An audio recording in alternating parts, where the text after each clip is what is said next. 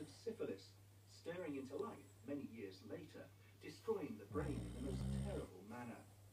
By pure chance, he noticed that a GPI sufferer who had malaria seemed to recover from his insanity. So Wagner Jauregg injected malaria into other patients and found that their psychoses diminished with every bout of fever. 50% of them made a complete recovery, a serendipitous but remarkable breakthrough.